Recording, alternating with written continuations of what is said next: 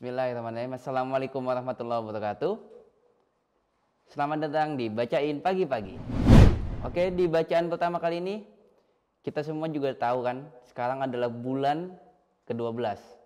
Dimana kalau di Indonesia, bulan ke-12 selalu ada perayaan akbar gitu. Memang tidak secara negara tidak meliburkan, tapi ada perayaan akbar. Apa itu? Yaitu reuni 212. Tempat berkumpulnya kembali para muslimin setiap tanggal 2 Desember. Kabid Humas Polda Metro Jaya, Kombes Pol Endra Zulpan, sudah mengatakan bahwa sejak 18 November, penyelenggara telah mengajukan izin kepada Kapolda. Namun sayang saat itu Kapolda belum bisa memberikan izin. Awalnya mereka ingin melaksanakan kegiatan di Monas. Sayangnya Monas belum dibuka sampai 2022. Kemudian akhirnya mereka pindahkan ke Patung Kuda. Namun, H-7 sebelum acaranya di Patung Kuda, ternyata mereka tidak dapat izin oleh polisi sehingga akhirnya mereka pindah lagi ke Azikro. Tak disangka-sangka ternyata beberapa hari sebelum dimulainya 2 Desember itu, panitia Azikro juga membatalkan, menolak untuk adanya reuni 212 di daerah kawasan Azikro. Bahkan polisi mewanti-wanti kaum muslimin nekat datang ke Patung Kuda untuk mengikuti acara reuni 212 dengan KUHP pasal 212 dan juga KUHP pasal 216. Bagaimana isinya? Teman-teman lihat sendiri di Google. KUHP pasal 212 dan KUHP pasal 216.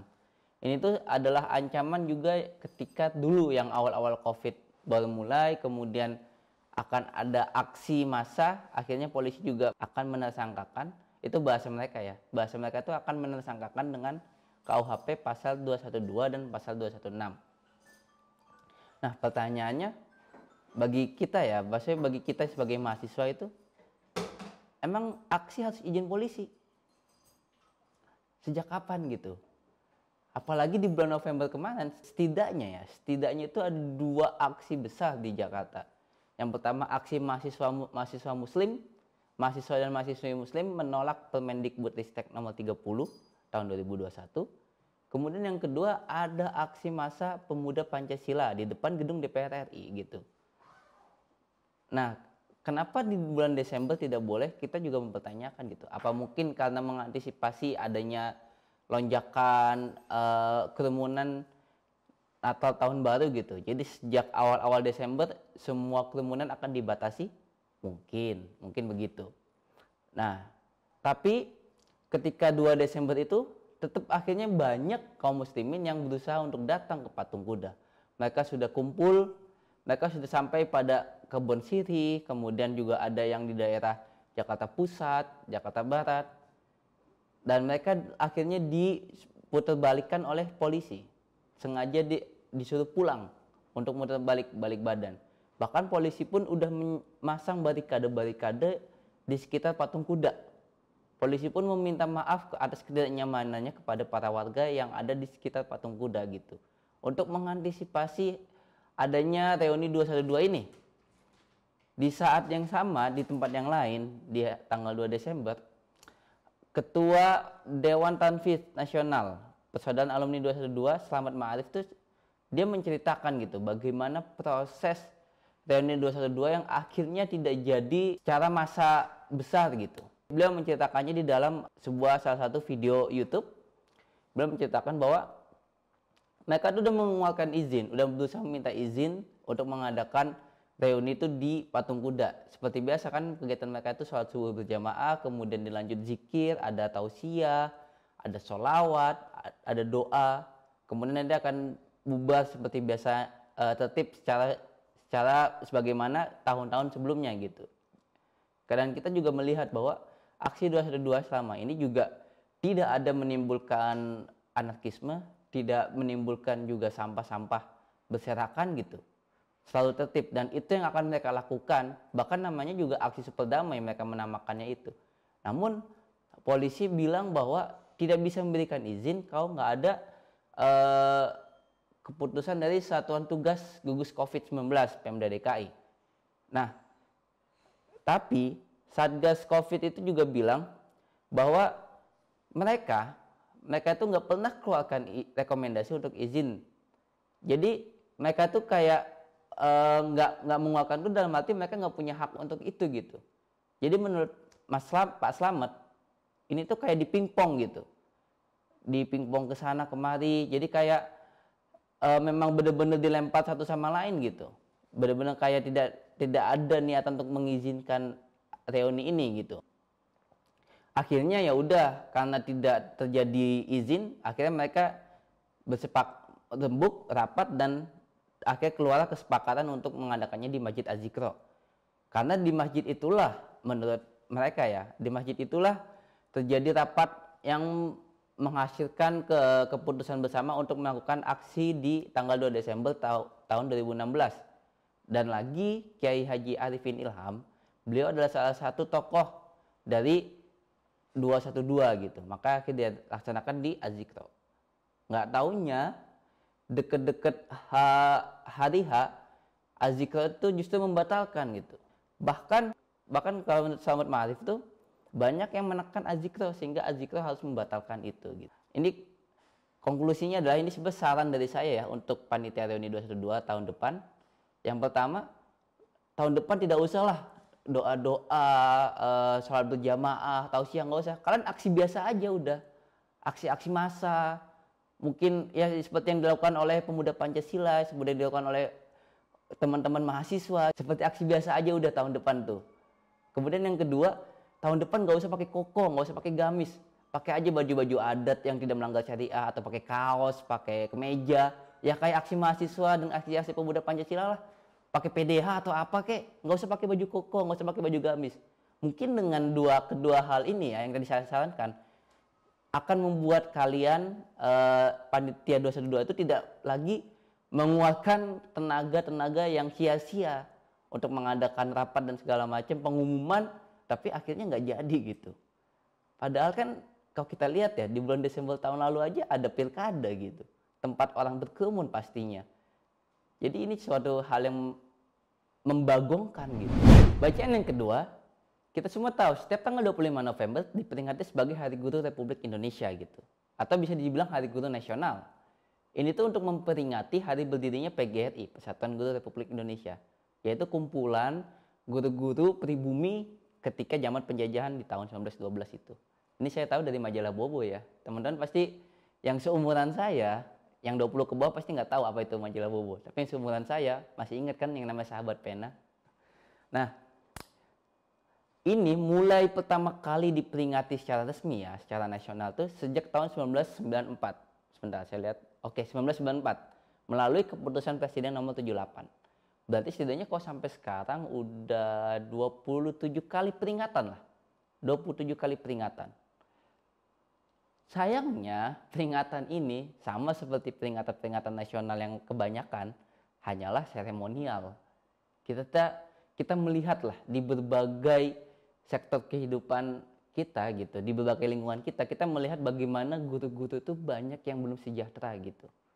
Udah gajinya kecil, biaya pendidikan anaknya juga mahal, biaya kesehatan mahal, biaya keamanan juga untuk menjamin rasa kepastian juga termasuk nggak murah. Ya, udah gitu tanggung jawab mereka adalah mendidik generasi. Orang-orang yang bakal menjadi penerus roda kehidupan negara ini gitu. Begitu berat tanggung jawab mereka, tapi kesejahteraan mereka tidak diperhatikan gitu. Tidak diperhatikan. Apalagi guru-guru honorer ya, kita juga tahu sendiri gitu. Bayangkan ya, dengan beban kerja segitu, kemudian kesehatan, keamanan, mereka akhirnya mau nggak mau, kalau kita jadi guru, kalau saya jadi guru ya, saya akhirnya jadi orang yang rasional aja gitu, orang yang logis aja. Saya gaji kecil, kenapa saya harus repot-repot mendidik generasi gitu? Sehingga akhirnya banyak juga kita lihat kegagalan di pendidikan kita. Salah satu indikator yang paling utama dari kegagalan pendidikan kita adalah banyaknya anak-anak kaya ikut les. Ikut les-les di luar, les-les tambahan. Kalau memang pendidikan kita baik, justru harusnya dikit orang-orang yang ikut les privat atau mungkin les-les yang ada di gedung-gedung itu, les-les tambahan itu. Kita bandingkan dengan zaman kekhilafan Abbasiyah gitu. Di zaman kekhilafan Abbasiyah, ilmu pengetahuan itu kan bisa dibilang sebagai puncaknya ilmu pengetahuan Islam, dan kita bisa lihat di saat itu kalau kita baca sejarah ya, ketika khalifah memimpin, para guru itu sejahtera gitu, sehingga akhirnya ilmu pengetahuan itu bisa berkembang dengan sangat luas. Ketika Eropa masih di dalam keadaan Dark Age, abad kegelapan, justru malah di timur, di daerah Baghdad dan sekitarnya, dan kekhilafan Abbasiyah itu, di Baitul Hikmah itu begitu harumnya perkembangan ilmu pengetahuan gitu. Bisa nggak ya kita mengulangi keemasan ini gitu? Apalagi kan Indonesia banyak sekali orang Islamnya ya, secara demografi mungkin tidak beda jauh lah dengan khilafah Abbasiyah. Apakah itu mungkin? Saya yakin enggak sih. Dan yang terakhir, terkait dengan Undang-Undang Harmonisasi Peraturan Perpajakan, UU HPP. Undang-undang ini disahkan tanggal 29 Oktober 2021. Nah, di sini tuh memuat banyak hal-hal yang sangat berkaitan dengan kita gitu, akan berdampak kepada diri kita. Beberapa di antaranya ya, yang pertama, NIK akan menjadi NPWP.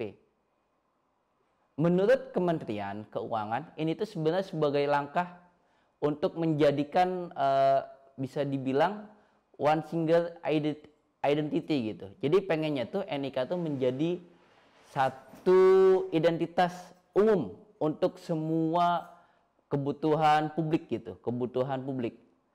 Masalahnya nih Bu, masalahnya ya, kita aja ke vaksin aja harus fotokopi KTP. Padahal kita udah punya KTP elektronik gitu. Bahkan nih ya, kemarin saya ke Intelkam Polda Metro Jaya, harus fotokopi KTP juga.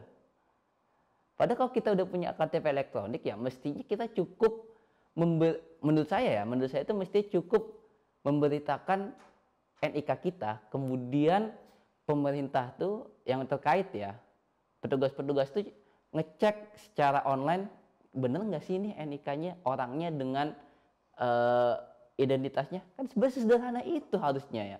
Kenapa sekarang harus masih pakai fotokopi KTP gitu? Apalagi yang kita takutkan ya sekarang, yang kita takutkan pinjaman online itu cukup dengan foto KTP. Kita kan takut nih data kita bisa disalahgunakan. Kita percaya dong, nggak mungkin lah kepolisian, nggak mungkin lah petugas vaksin menggunakan data kita untuk judi online, untuk pinjaman online, nggak mungkin. Tapi mungkin ada oknum di sana yang akan menggunakannya. Itu yang pertama. Itu yang kedua, penghasilan di atas 4,5 juta per bulan, akan dikenakan pajak penghasilan. Nah, rentangnya itu relatif antara 5% sampai 35%. Jadi setidaknya di atas UMR dikit lah, di atas UMR Jakarta dikit, itu tuh bakal kena pajak penghasilan. Lalu yang berikutnya, mulai April 2022, PPN, pajak pertambahan nilai yang biasanya 10% akan naik menjadi 11%. Dan mulai Januari 2025 akan naik lagi jadi 12%. Jadi sekarang ini kita nggak bisa nih, ketika misalnya kita datang ke KFC, ke McD, ke Burger King, kemudian kita lihat menunya, oh harganya 30.000, akhirnya kita bisa perkirakan, oh 33.000, udah nggak bisa lagi kayak gitu tuh. Sekarang harus dikali 11, baru dibagi 100, nah itu pertambahannya itu. Itu pertambahannya. Ini kan sebuah ironi ya. Bagi saya sih sebuah kemirisan gitu. Pertambahan gaji nggak sesignifikan itu, tapi di kanan kiri kita tuh pasti ada PPN gitu. Pasti ada PPN. Apalagi sekarang banyak komoditas-komoditas yang awal tidak kena pajak, akhirnya akan dipajakin. Seperti kebutuhan pokok, kesehatan medik, dan banyak hal-hal lain akan dipajakin. Memang sih mereka tidak akan dipajakin kalau pemerintah memutuskan itu. Jadi sekarang hal-hal apa yang bisa dipajaki dan apa yang tidak bisa dipajaki itu sangat tergantung atas keputusan presiden dan jajarannya. Presiden dan jajarannya akan seperti malaikat penyelamat lah. Kita takutnya ya, Justru kebijakan ini dipakai ketika mendekati hari-hari pemilu gitu, pemilu, pilkada, pilpres. Namun ketika mereka telah terpilih, akhirnya hal-hal yang udah tidak dipajak ini dipajaki lagi gitu. Ini ketakutan kita ya Pak ya, bukan berarti saya seuzon ke bapak-bapak, enggak. Saya bukan seuzon ke bapak-bapak atau ibu-ibu, tapi ini ketakutan kita seperti itu. Dan saya yakin ini bukan ketakutan saya saja, itu ketakutan banyak orang. Dan yang terakhir sebenarnya ada sebuah, menurut saya ini kayaknya pajak baru yang didengar oleh kita, itu namanya pajak karbon. Kan nggak pernah dengar itu. Iyalah, ini bukan pajak untuk orang-orang UMR. Ini pajak karbon ini adalah untuk detailnya kan bisa lihat di Google lah, karena ini agak kompleks ya kalau saya jelasin. Cuma di sini ketetapannya akhirnya pajak karbon itu Rp30 per kilogram. Ini tuh sesuatu yang lebih murah ya, lebih murah daripada wacana sebelumnya. Desas-desus yang terdengar adalah sebelumnya ingin menarifkan pajak karbon itu Rp75 per kilogram. Akhirnya malah tidak sampai setengahnya, Rp30 ini per kilogram gitu. Dengan pajak Rp30 per kilogram ini bisa nggak ya kita mengurangi gas emisi rumah kaca sebanyak 26% tahun ini. Kemudian 29% tahun 2030. Apakah itu mungkin? Mudah-mudahan sih mungkin ya. Terima kasih udah mendengarkan saya di Bacain Pagi-Pagi. Selamat beraktivitas teman-teman semua. Wassalamualaikum warahmatullahi wabarakatuh.